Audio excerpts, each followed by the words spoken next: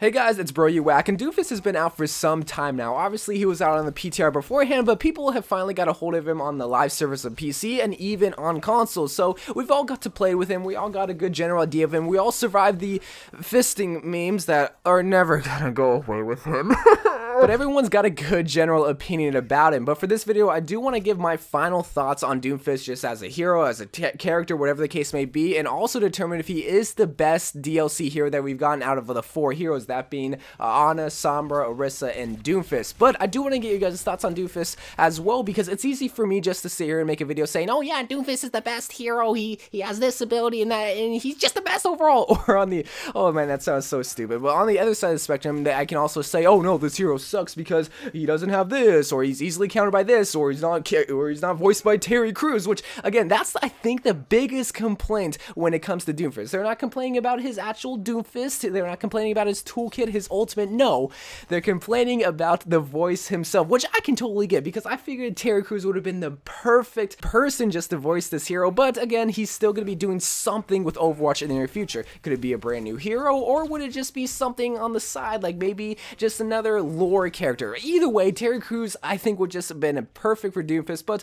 obviously he's not. But do I think he's the best DLC hero in the game? What do I like about him? What do I think about him? Well, let's just decide right now. So I'm just gonna come around and say I definitely do think, no questions asked, that Doomfist is better than Orisa in terms of a DLC hero, and especially the response that he got. So I don't know what it is about Orisa, she just wasn't really my favorite hero, and I feel like a lot of people can join me in the same boat. Now obviously you're gonna get some people that say, oh, Orisa's my main, she's the best hero. You're not gonna change those opinions. I mean, I think May is one of the best heroes in the game, but she's one of the most hated. Man, leave my main girl alone, okay? But moving away from May, I definitely think he was better received, but also just delivered as terms of DLC hero. Did he live up to the hype? Because you have to remember, he was announced in the very first cinematic trailer. Even before the game was out, we all know who Doomfist was. We just didn't know if he was going to be a hero or not, and he was teased for so long, I think even longer than Sombra. Did he live up to the hype? I honestly think he kind of did. I mean, he's a pretty unique hero, and that's what I love about DLC heroes. Because if we want to look at all the DLC heroes that we've gotten, we look at Ana, right? On the surface, she's just a sniper, but we actually look at her abilities and her lore, her whole story, and she's just this awesome, cool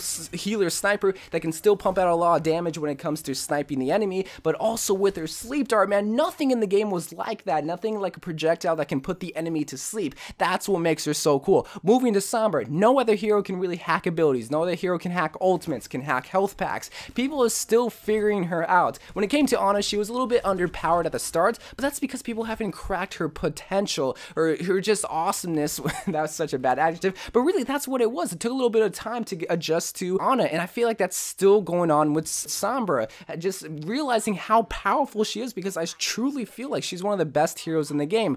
When it comes to Orisa though, this is why I feel like Doomfist is so much better than Orisa, because her character is a little bit boring. Yes, she's an Omnic. How much characteristics can you really give to an Omnic? Even though my boy Bastion, he's still very cute. But getting back to the topic on hand, that's why I don't really like Orisa, because she's pretty straightforward. Does she have a lot of potential that needs to be unlocked? I don't really feel like she really does when compared to even someone like Doomfist, because I feel like on the surface, Doomfist is gonna be a hero that's kind of gonna be somewhat easy to learn, but very, very hard to master, because he has so much potential when it comes to DPS that people need to practice their combos. If you didn't see my video yesterday where I show you guys how to practice Doomfist better, you really should, because that's just gonna maximize how much DPS he can really bring, but also the mobility that comes with Doomfist, and that's the biggest thing right now, especially in Season 5, is mobility. When it comes to the dive comp, when it comes to getting out of being dove from the enemy, that's just something that Doomfist really brings to the table that people are going to have to crack and unlock, similar to Ana. So if you want to bring back the question, do I think Doomfist is going to be one of the best DLC heroes, or possibly even just one of the best heroes in the game in general? I feel like he has high potential too, but people have to practice to crack open that potential, similar to Ana. People that just first start to learn Doomfist say, oh, I'm going to be a Doomfist main, that don't practice him, that doesn't just know the situation all around him, that doesn't know the whole entire environment to know what kind of abilities to use, aren't gonna succeed with Doomfist. But it's those people that just use the high mobility to their advantage with Doomfist to also maximize the amount of damage, because both go hand in hand. You can still be very mobile and still pump out a lot of damage. That's what's so great about Doomfist. I always compare him to Genji because Genji is one of the most mobile heroes, but can still bring out a lot of damage at the same exact time, but also still using the abilities to their full advantage. That's why you always see Genji in the #1 DPS spot, because he can carry a lot of teams.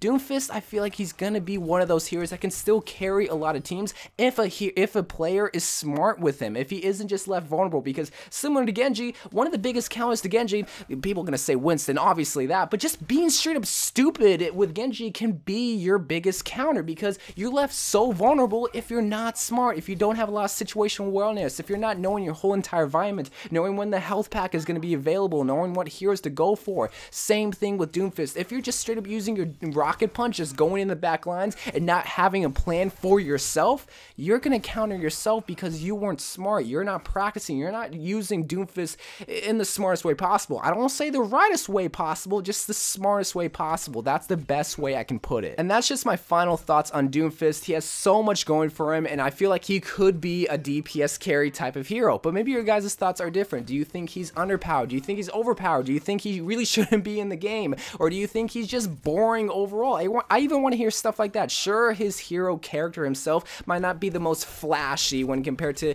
maybe Sombra when it comes to her Latina flair, but really his hero character isn't supposed to be flashy. He's supposed to be menacing, and he's supposed to bring out damage, which he overall does. But I do want to get your guys' thoughts. So love you guys. Thank you guys for watching. More Overwatch videos to come, and bye.